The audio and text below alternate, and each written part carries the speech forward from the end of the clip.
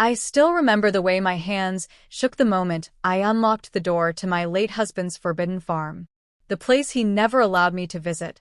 The place he swore was dangerous. But what I found inside was something far worse than danger. It was betrayal carved into every wall. My name is Clara. I was married to Daniel for 17 years. 17 years of believing he was a hardworking farmer running a small piece of land outside town. 17 years of being told that the farm was off limits. Every time I asked to visit, he would say the same thing. It is not safe, Clara. The chemicals, the equipment, the storage rooms, I don't want you getting hurt. I trusted him. I thought that was love. But after he died in a sudden truck accident, everything he controlled began to unravel. A week after the funeral, I sat alone in the lawyer's office. Rain tapped lightly against the window. The lawyer cleared his throat and placed a small metal key on the desk. Mrs. Hale, this key is for the farm. It now legally belongs to you. I blinked. To me? Yes. Everything on that land is now yours. I had no intention of keeping it. I planned to sell it immediately. But something inside me whispered, go once. Just once. See what he hid. So the next morning I drove there. The gate was rusty and heavy. The gravel crunched under my shoes as I walked toward the main barn. The air smelled like old wood and wet earth and something else I could not place. My heart thudded as I slid the key into the lock and turned it. The inside was darker than I expected. Dust floated in the thin beam of sunlight cutting through a broken window. Everything looked abandoned. Tools scattered. Old sacks stacked in corners. But then I stepped deeper and saw something that made my breath hitch. On a table lay dozens of photographs. Not of Daniel. Not of me. But of a woman. A woman with long dark hair. Soft eyes. A smile I had never seen before. She was in the kitchen of what looked like a small house. She was at the market. She was laughing next to Daniel. There were pictures of them holding hands. Pictures of them hugging. Pictures of them with a little girl who looked about 6. I whispered, Daniel, what did you do? My fingers trembled as I picked up a picture of Daniel carrying the child on his shoulders. A voice spoke behind me. Who are you? I spun around. A teenage girl stood in the doorway. She looked angry, confused, and frightened all at once. I swallowed hard. I am Clara. This is my husband's farm. She narrowed her eyes. Your husband? Yes. Daniel Hale. Her expression changed instantly. Her face drained of color.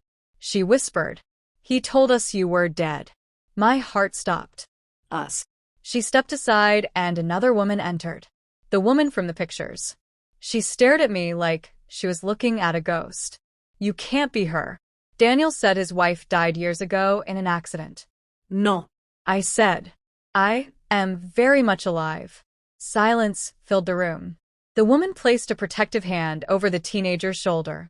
I asked quietly, who are you? She hesitated. My name is Mara. This is my daughter Lily. Daniel was helping us. Helping? She nodded. Helping us with money, with repairs, with food. He said we were like family to him. I clenched my jaw. Like family? She sighed. Yes. After my husband left, he said he wanted to make sure we were safe. He came here every week. He brought food, toys, tools. He fixed our roof. He even built Lily a small playhouse behind the barn. I felt dizzy. He told me he spent long nights here working. Mara shook her head. He spent those nights having dinner with us, teaching Lily how to read, watching movies. I stepped back. So he had a second life. Mara looked shocked. A second life? No. He said you were gone. That he had no one. I whispered. He lied to both of us. Before I could say more, another sound echoed. A metallic click. We all turned. A storage door had shifted slightly open as if pushed from the inside. I stared at it. Was someone else here? I walked slowly toward the door. My hand wrapped around the handle. I yanked it open. Inside was a small room filled with boxes, ledger books, envelopes of cash, and a locked cabinet. I forced it open with a crowbar lying nearby. Inside were documents. Dozens of them. Financial reports. Maps. Hidden bank accounts. And one file labeled Clara. My name. I opened the file. Inside was a stack of hospital bills, insurance papers, papers signed by Daniel. But they were all lies. He had taken loans in my name, sold land without telling me, used my identity to hide money, and worst of all, he had forged my signature on papers declaring me mentally unstable. A declaration of incompetence. If he had lived, he could have taken everything I owned.